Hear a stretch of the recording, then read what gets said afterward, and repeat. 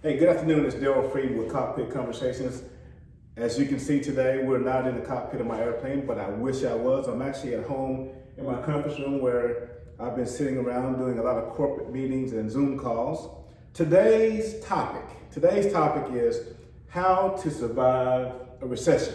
How to survive a recession. Fortunately for me, I have been able to survive 3.5 recessions. 3.5 recessions. In 1991, that's the 0.5, I started a company called Zycor in the office size of a closet. A number of years later, I sold that company for $23 million. Started right after a recession. I survived the 2001 recession with making sure that our team was able to stay together, that we continued to hire, that we continued to make sure that the people on our team were not affected by the 2001 recession. We survived the 2008 recession. Again, hiring more people, protecting our team, creating wealth, making millions of dollars. We did that in the 2001, the 2008, and also the 2020 recession. And so today I want to talk about how to survive a recession, and it's really simple how you do that. It's really simple how you do that. It's not complicated. It's not rocket science. It's just some basic principles I've used over the years, over the past 20, 25, 30 years, and how to survive recessions. And I always promise you that I will not talk about anything that I have not done. So if you have not survived a couple, 3 recessions, and you think you know a lot, I'm just letting you know that it wasn't until I made it through 2 or 3 that I understood how to survive, and I learned some very valuable lessons. One lesson that's going to be good for you. One lesson that's going to be good for you. Always live below your means. Always live below your means. What does that mean? But if you're making $3,000 a month, try to live on $1,500 a month. If you're making $4,000 a month, try to live on $2,000 a month. What you want to do is you want to live way below your means so that when a recession comes and your income goes down, you can still maintain and pay your bills. Live below your means. You don't need a course for that. Live below your means. Number 2, minimize all non-income producing debt. So what is non-income producing debt? Debt on an automobile is non-income producing. If that car is not making you money, that is non-income producing debt. Also, if it's an automobile, not only is it non-income producing debt, it's also depreciating like a popsicle in the sun every day. Stay away, minimize non-income producing debt. Now, I don't mind debt, but I want income producing debt. So if you bought a duplex and it was used to pay down the debt and to pay you some free cash flow, I am for that. That will help you in a recession. But having a car note in a recession will not do you well. Now, I got a couple Ferraris in the garage, a Range Rover out front, and a couple Corvettes. I paid cash because if I had not paid cash, the notes on those Ferraris and the Corvettes and the airplane at the hangar would probably be about $35,000, $40,000 a month. And can you imagine having to make that payment during a recession?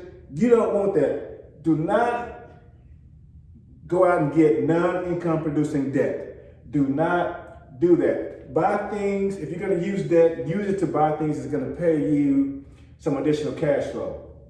Now, there's a whole new rave out there about buying Ferraris and putting them on Toro. I just want to say one thing to you. The last time I put my Ferrari in the shop, it cost me $16,000 to get it out of the shop.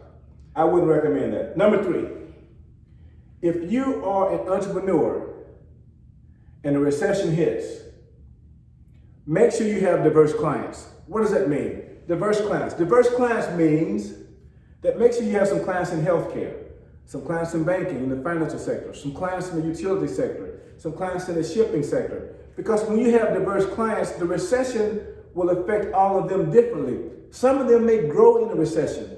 Some of them may shrink in a recession. But if you got diverse clients, healthcare may do well, but banking may do poorly. But if you got diverse clients, then you got a better chance of surviving a recession. And so I was able to grow a number of companies during various recessions because we had diverse clients. Make sure you have diverse clients. Then also, if you're an entrepreneur and a recession comes, double down. I always double down. Increase marketing, increase sales, double down. Don't run from the fire, run to the fire. Don't get scared and lay your people off. What you need to do is, if you were doing 100 calls per day for the company, do 200. If you were doing site visits, 10 per day, start doing 20 per day. But you got to double down in the recession. You got to run to the fire, not run away from the fire. I bought majority ownership in the recycling company in the midst of a recession, and I doubled down, and the company is growing spectacularly. Double down in a recession if you are an entrepreneur. Now here's number 4. Again, not rocket science, not rocket science. These are the things that I've done to make it through 3.5 recessions. Number 4, keep about 12 months of cash on hand.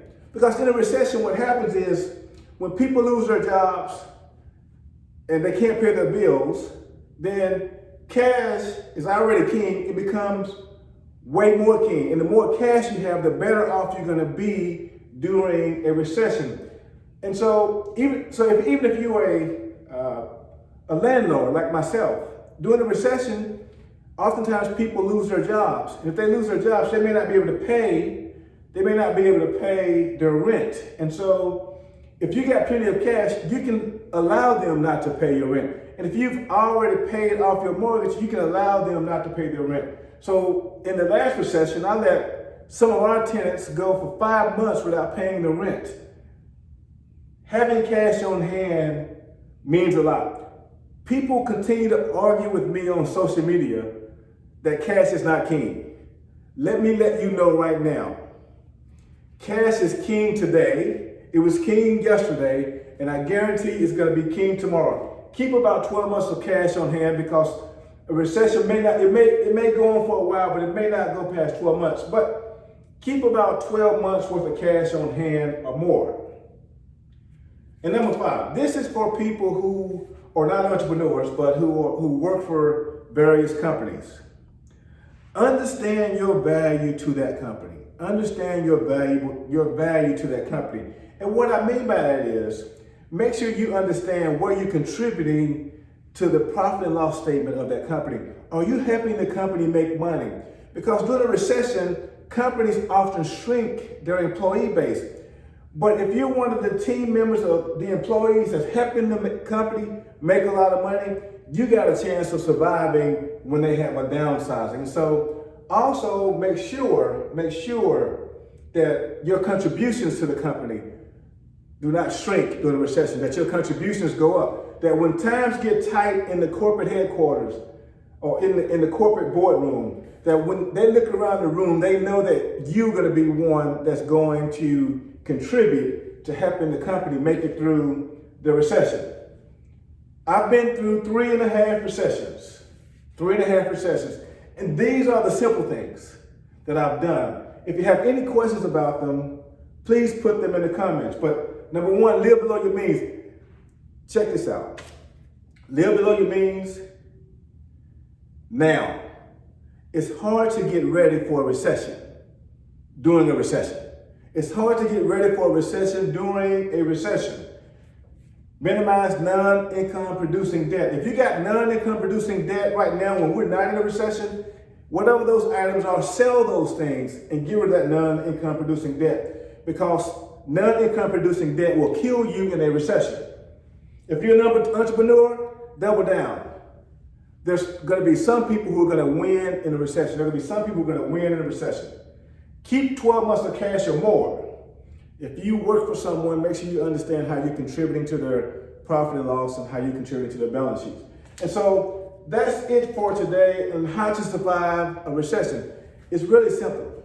It's not rocket science. It's not rocket science. I've been through a few and I've learned a few things, but I don't know everything. But these are the things that I've done over the years to survive a recession. And so If you have any questions, again, have any comments, please put them in the links below. You can survive a recession. You gotta get prepared before the recession comes. But I want you to know this: a recession is on its way.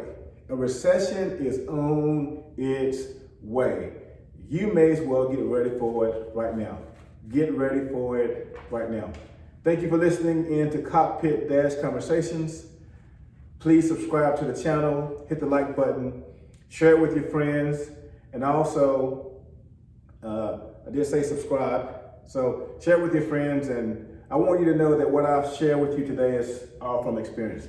Thank you and have a good day.